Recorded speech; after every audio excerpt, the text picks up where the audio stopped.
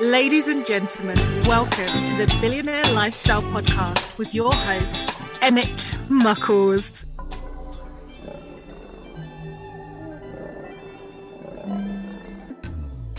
Ladies and gentlemen, welcome to the Billionaire Lifestyle Podcast. This is your host, Emmett Muckles. As you know, as we do.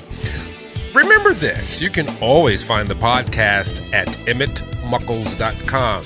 That's one E, two M's, one I, and two T's. Muckles, you'll figure it out because I am not the Smith guy. Today, my guest is Leighanne-Turner. Now, here's the cool thing. So, you ever fall in love with a teacher back in the day and she was an English teacher and you write her a note and she sends it back corrected? This is kind of what this woman is to me. Because she is a vocal coach, she is a speaking coach, and she is a voiceover artist. How are you today, Leighanne? Yeah, I'm good, thanks. How are you? You're good, but you're sounding a little Lily Allen-ish this morning. Lily. I think it can go through that, definitely. Definitely. So, let's get into it. As a person who uses their voice, what got you started? How did you say, I can use this gift that God gave me to sustain my life, and it is my passion? So how did that come about? You know what? I'd always been told, Leighanne, you should do something with your voice. It sounds really great, but I never really did anything about it. And then at my old job, they were giving out voluntary redundancies. So I took it and I thought, okay, haven't really got a huge plan, but I know I could use my voice to do something. So I thought, let me just do a couple of auditions, get some coaching, get some training, a lot of it, and just see what I could do with it and just see if I get more work, if I'm able to grow and develop it into something, then that's God telling me, yep, it's a good one. Try and go for it. If it didn't work, then I could always just go back to my 9 to 5-ish job. So I just kind of took the talent I had and thought, let me just audition and see who hears and see who likes it. Who's going to buy into it. So what does that encompass when you say audition? What kind of vocal work do you do? So some of the stuff that I do, it can range really wide. So one of the first jobs that I was approached to do was, at the time it was the Olympics in London, I think. London? No, the Rio one, 2016. And Adidas was sponsoring the UK athletics team. So they have in-house training and stuff to train their people who design the outfits on, this is how we want to look, this is how we want the athletes to feel. So I did the voiceover for all of those in-house videos so that all the Adidas employees can watch these videos and see, okay, this is the focus and vision that Adidas are going for their Olympic outfits. This is what they want the athletes to feel, whether it's swim, athletics, track, horse riding. They wanted them all to have this different material. So my voice was the one that was explaining to all of the employees this is what they was going for. So I'll do things like that's called an e-learning or training video. So I'll do voices for those things because a lot of companies now, they don't bring people in to train you. They'll have you watch series of online videos and stuff. So I'll do e-learning videos. I'll do voices for explainer videos too, which can be short videos, 1, 2 or 3 minutes explaining to you. This is how you put this product together. Instead of manual books, you can get videos that go with products and just things explaining new things that happen on company websites and stuff. So I'll do e-learning videos, explainer videos, radio promos, adverts, stuff like that. Yeah. A couple of audiobooks depending on the content. And also often live presentations too. So, when you have award shows and you hear someone talking, but you never see them. Yeah. So that's often me in the backstage talking and saying, and next we have. So do they give you a script for that? Yes. And they have a director giving you cues of when to speak? Yes, exactly. So you had your headphones on. You don't see anything. You don't know anything that's going on. You just hear it's really noisy outside. And they'll tell you, okay, page 1, page 2, read out this one. Things change a lot, so you'll get an updated thing happening all the time. That would freak me out. It's scary. Yeah, I've done that. Some of the announcing, and it's funny because when you are a presenter or a speaker, people just think you know everything. Yeah. You're like the last person to know everything, really. Yeah. So I remember once I was doing a fashion show and they just gave me cards. Here you go. The girls are going to come out and you describe it. I don't know what order they're coming in. If they get mixed up, and it wasn't until like the fifth one. And I was like, that doesn't look like the outfit. And the girls just keep going. Da, da, da, da, da. No one knew. And and it was funny because I ran backstage and it was an embarrassing moment because this was my first fashion show. I was DJing, I was commentating, and I was just kind of organizing the whole thing. I run backstage and I forget it's a dressing room. So I get backstage. There's all these girls with no clothes on. Yeah. And I go, and they're like, we'll be out in a minute, like calmly. And I'm just like in shock. Yeah. Yeah. But you have an accent. You have, I know in England, depending on the region that you reside in, there's different accents. So what accents do you pull in to kind of tailor your jobs for? Yeah, so a lot of the ones I get booked for is like my main natural resting voice, which is like London, East London. I guess it could be called millennial kind of verb, kind of a millennial urban kind of accent, which I naturally speak at. Quite East End. So is that like the Idris Elba? In it, those. Is that Idris Elba is East End, but he's had a lot of training, so he's quite a seasoned actor. So his natural voice is London, East End, yes. Yeah. But I would say, I think because he knows about a lot of public speaking and he's often in the media, mine could be a little more East End than his, okay. I would say. Okay. I would say a little bit. Definitely Idris Elba. He's very similar, like a male counterpart to mine. And then other voices that I can do would be younger girls, like 20s, that kind of Instagram influencer voice.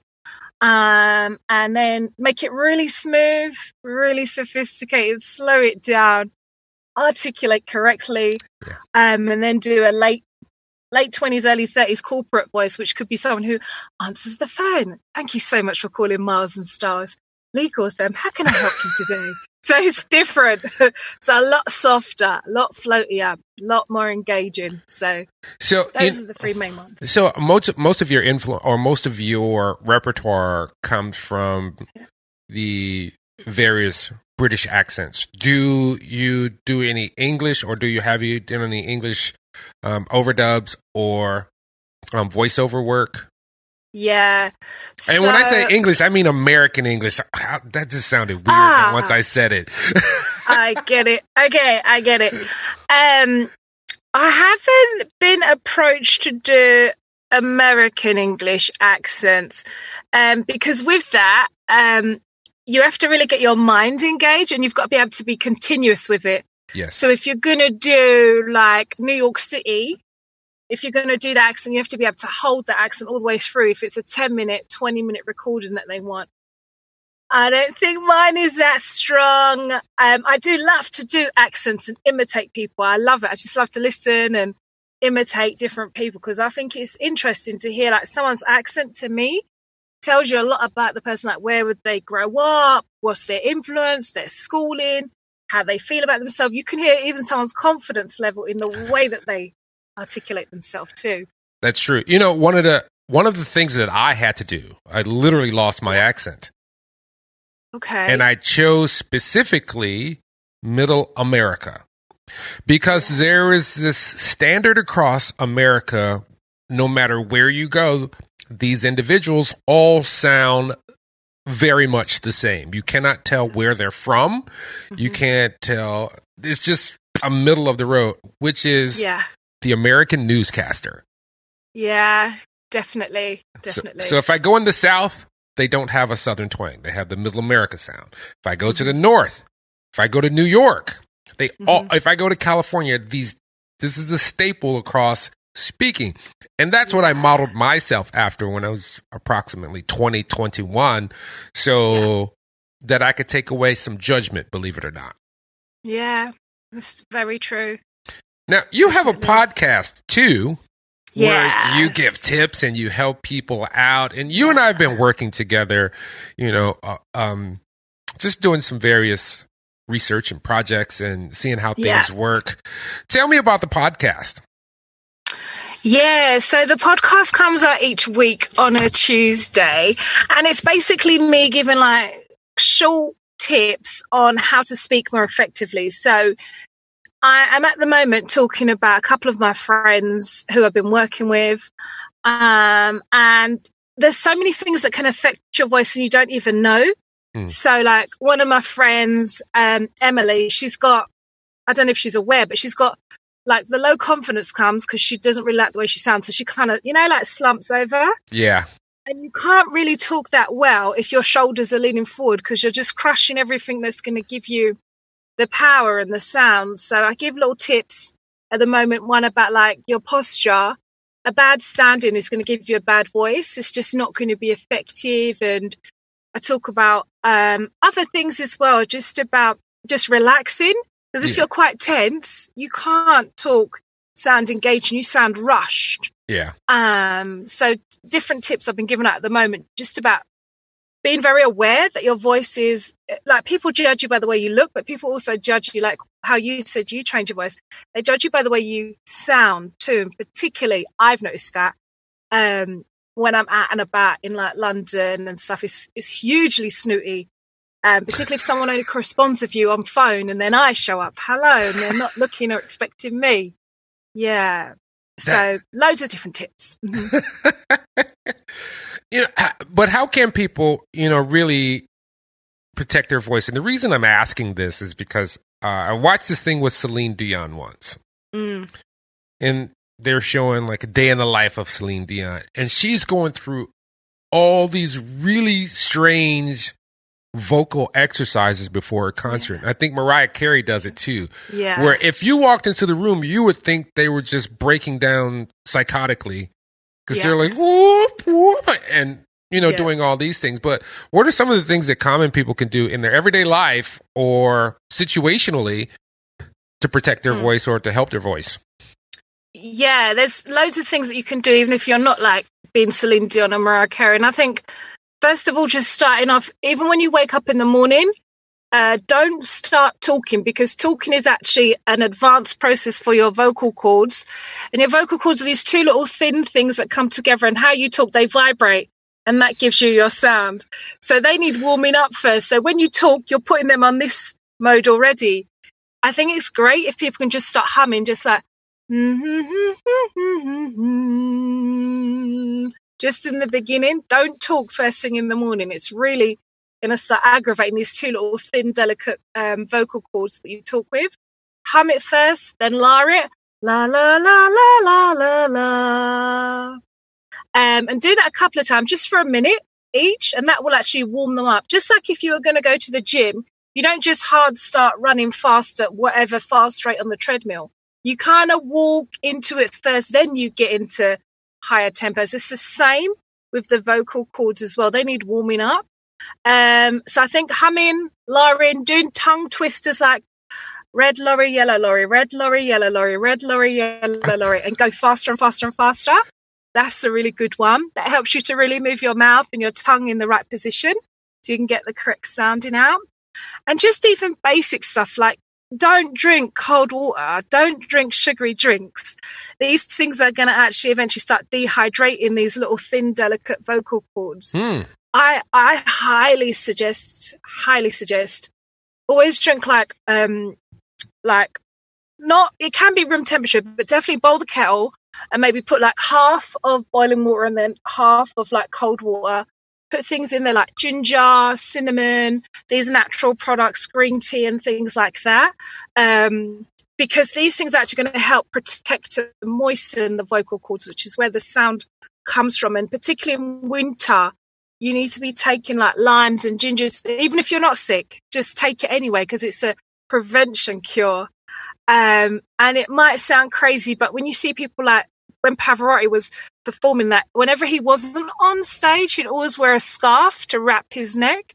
So just a protection thing, because you can get drafts from anywhere. And if you get a draft in a cold, that will knock out your voice so quickly. Your vocal cords are the most strongest thing, but the most delicate thing all at the same time. So really being careful what you drink. I say avoid spicy foods and that. When you feel that burning, that goes through your vocal cords. I think it's crazy to... So, you just made me think of, now I understand why many European men wear scarves when it's unnecessary. Yeah. But the spicy foods, that's the best thing in life, is that thing that gets you going.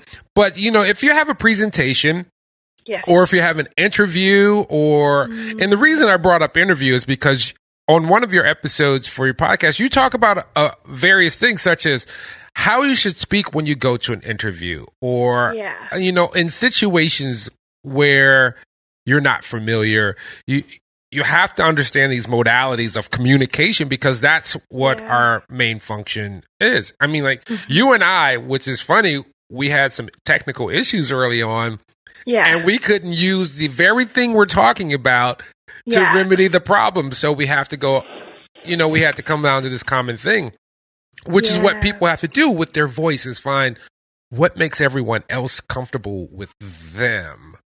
Mm-hmm. Now, you've talked about how we can protect our voices. Mm-hmm. A lot of what you do, or probably the premise came back for helping women. Why specifically women? Why did you see a need to help women improve the way they speak?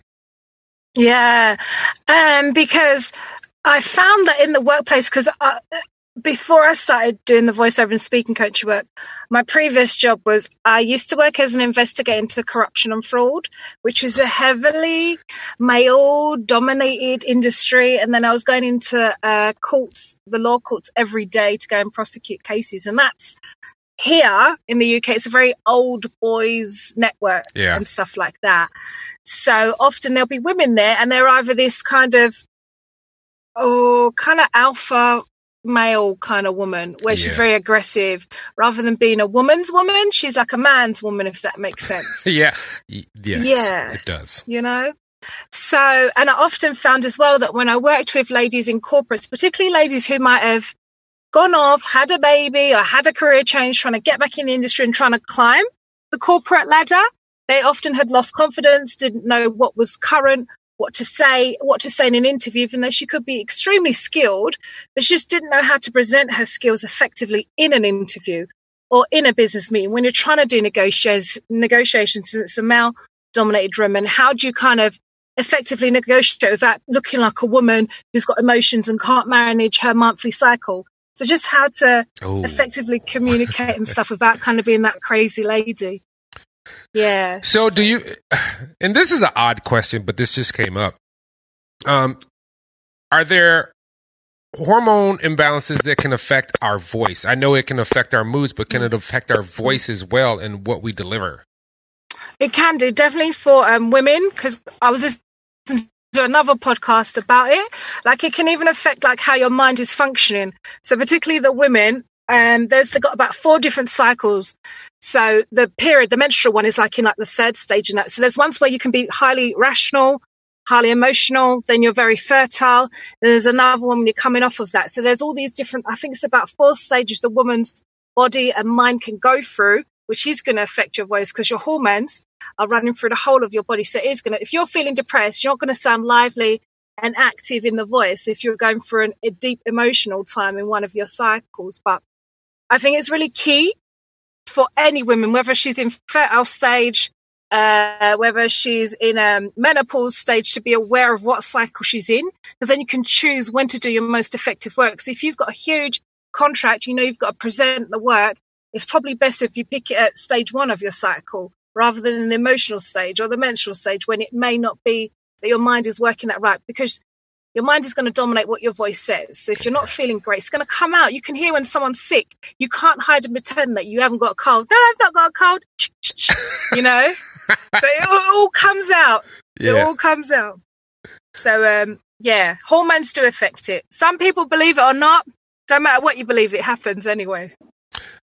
I think there's an effect of hormones on everyone. I actually believe this because, especially at the age that I am now I'm understanding how there's different hormonal periods for men as well as women. And a lot of men are just ignorant of it. I can literally tell because there are some times where I am just like, why am I acting this irrational? And then I think about it. I'm like, oh, I haven't been in the sun. I've been sitting in this dark. My vitamin D levels are low. Yeah. There's a myriad of things that happen. And you don't know this because people don't tell you. People don't tell you, how your body chemistry can affect your psychology at any given time. But this is all great information. So what are you going to do? I want you to think about this. 18 to 24 months from now, what do you see yourself doing? Okay, so I see myself helping. Okay, so in the two sides. So I see myself with the voiceover work. I will definitely be providing my voice skills to some huge, big companies that I've been trying to contact and negotiate with. So, the ones who I think my voice would work great for, like people like Nike, Foot Locker, some law firms as well, that I've been trying to put in some serious conversations in to provide my voice for their website or their voicemails or their training. So ones like that in regards to the voiceover stuff, and definitely having the voice support for some huge award shows as well, because they're always doing award shows here in London. So I think I'll be doing some of that as well, 18 months. That's the voiceover side. In regards to the speaking coaching side, I really do see myself having a small pool of 5 women who are at different levels of either corporate life, business life, or working life in general, who I've got on a small team, who I'm in like a weekly speaking coaching session where I'm mentoring them through on how to, okay, this is where we're starting, this is your goal, and this is the work that we will do to get you there. So I do see myself with a smaller pool of women who I'm kind of mentoring through the speaking coaching work, and then sending them back out to be great and more effective at how they speak and negotiate in the workplace. Okay, I'm going to throw you a serious one. Who is your perfect client? Oh, my perfect client is one that knows that they want to change and is humble enough to listen to my help and do it. Okay, we're going to work on that. Huh? What do you mean? Like money or? No. When I ask someone who their perfect client is, it's someone you can actually visualize. You can visualize where they live. You can almost visualize how they look. Yeah. You can tell what their income is pretty much. You can just see them like they materialize right in front of you. And the reason I was asking that question is related to the United States versus the UK. Okay. So are you taking global clients or are you just taking clients in the UK? I take them from anywhere because everybody's on my doorstep thanks to the internet. So I definitely take clients from anywhere. Have some in India, I have some in Brazil, South America, Russia, and the Emirates States. So anywhere, really. And particularly, some people are based here in England, but they're originally from another speaking country, definitely. Okay. Yeah. Awesome. Now, how can people get a hold of you if they want to find out more information or just figure it out? Yes, they can get hold of me on Instagram. So it's Leighanne's Voice. You can find me. My website is www.leighannesvoice.com. You can email me if you want, leighanne@leighannesvoice.com if you want more information. And definitely the podcast is on all of the major platforms, Google, Spotify, etc. And that's Leighanne's Voice if you want to hear some weekly tips and stuff. But I'm out and about everywhere and ever. I'm on mainly all the platforms, but I'd say best definitely on Instagram, my website. Email me, I'll get back to you. And it's me that gets back to people. All right, they ain't got someone else or a machine or a bot doing it. That's me responding back. And ladies and gentlemen, this. I have to give you the spelling of Leighanne. It's Leighanne. Yeah. So it's not L-E-E. It's Leighanne for Leighanne. Well, I want to thank you so much for being on the Billionaire Lifestyle Podcast. Thank you. It was great. I really enjoyed myself. Awesome. Ladies and gentlemen, today is the day that you were given because tomorrow is gone. Yesterday is gone. Tomorrow is not here yet. So you only have the now. That's where you need to be. You need to live in the now. You need to see what opportunities, what advances, what experiences are here for you right now. I need you to quit judging yourself because what you are right now can change in the future. You can set that up. You start to visualize what it is you see yourself because that is a succinctly human trait. We can see the future, believe it or not. We can create the future in our minds and bring it into reality. That is our God-given talent. That is our God being because we can project what we are. We can even project what others will be. All you have to do is be in the knowledge, in the knowledge. So, live in yourself. And when you get down, and everybody gets down, and this is what I need you to do. I need you to go to the mirror. And this is best like when you get out the shower. Go to the mirror because you are in your birthday suit. And I need you to look at the little moles, and I need you to look at the little wrinkles, and I need you to look at all the stuff. You might even have that little chicken wing flappy thing under your arm. But remember, that's you. Somebody is looking at you, and they're just admiring you. You may not even know it. But it first starts where you have to admire yourself. Get close to the mirror and look in your eye because your eye is like the nebulae in the sky because we are all fractal. The universe is perfect just like you. When you get to the end of your rope and you feel like, oh, I just can't do it, think about this. There's a lifeline and I want you to see it as a rope and I want you to grasp it with your hands. And if you think you're at the end of it, tie a knot at the end of it and just hang there for a bit and don't do anything until you find the energy to pull yourself up and begin again. Till next time, love you all. Peace.